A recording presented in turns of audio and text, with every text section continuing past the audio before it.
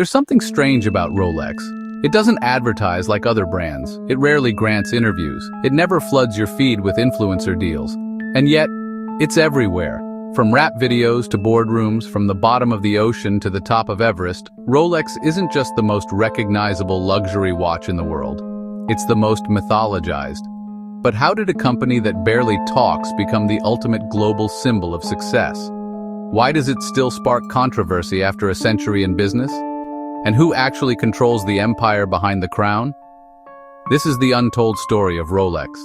How an orphan created an empire, how the brand survived wars and scandals, and how it mastered the art of silence while the world couldn't stop talking.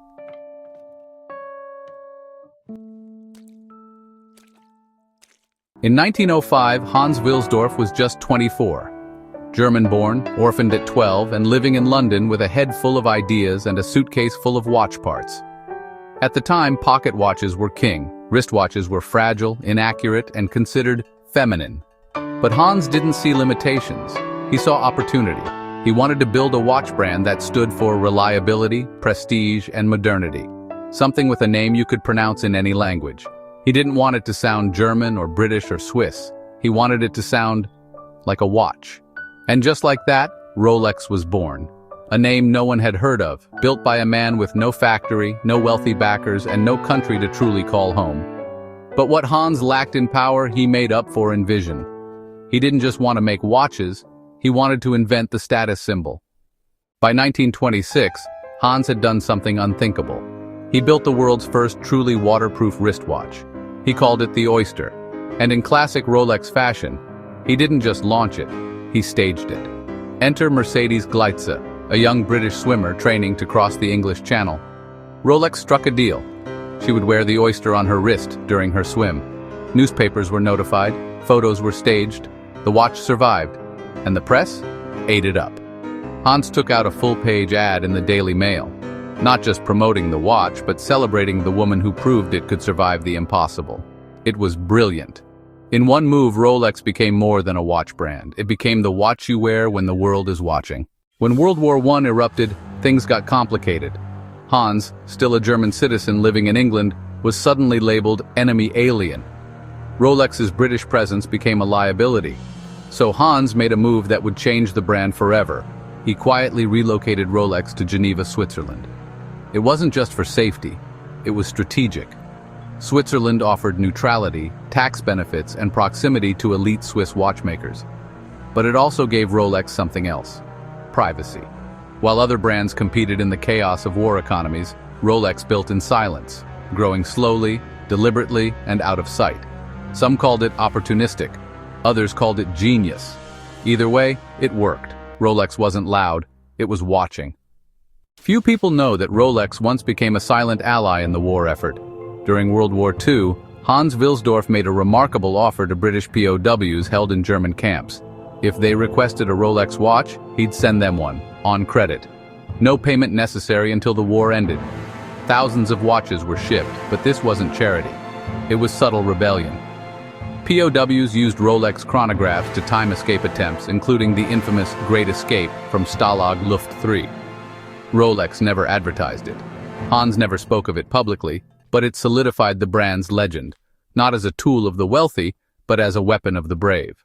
In the post-war years, Rolex wasn't just crafting luxury, it was chasing extremes. In 1953, Sir Edmund Hillary and Tenzing Norgay reached the summit of Mount Everest with a Rolex Oyster Perpetual on their wrists. 7 years later, the brand went the other direction, literally.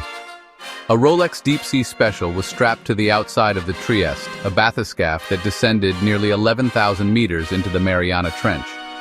The pressure would crush a submarine, but the Rolex survived. These weren't product placements, these were proof points. Rolex wasn't shouting at the world, it was daring the world to keep up. Today, Rolex is a $10 billion company.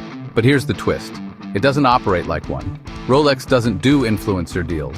It rarely releases new models, it purposely underproduces its watches. Why? Because Rolex doesn't chase hype. It manufactures it. The wait lists, the gray market, the outrageous resale prices, they're not bugs, they're features. In 2017, Paul Newman's Rolex Daytona sold at auction for $17.8 million. It wasn't the most technically advanced watch ever made, but it had a story. And in the world of Rolex, story always beats specs. And just when you think Rolex couldn't get more mysterious, it does. Unlike almost every major luxury brand on Earth, Rolex isn't publicly traded. It has no shareholders, no quarterly calls, no CEO posing with yachts. Instead, it's owned entirely by the Hans Wilsdorf Foundation, a private Swiss charity that's legally barred from disclosing its donations.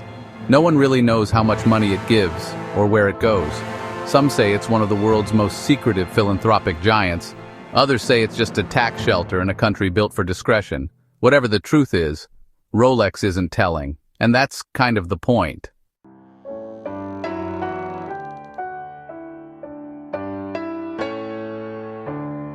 In a world obsessed with content, Rolex remains the only luxury brand that speaks through absence.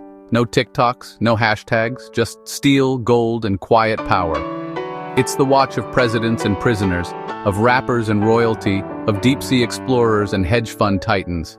It doesn't matter where you're from. When you wear one, the message is universal. You've made it. But here's the real genius. Rolex didn't just create the most iconic watch in the world. It created a language. And if you're lucky enough to wear one, you don't just tell time, you tell your story.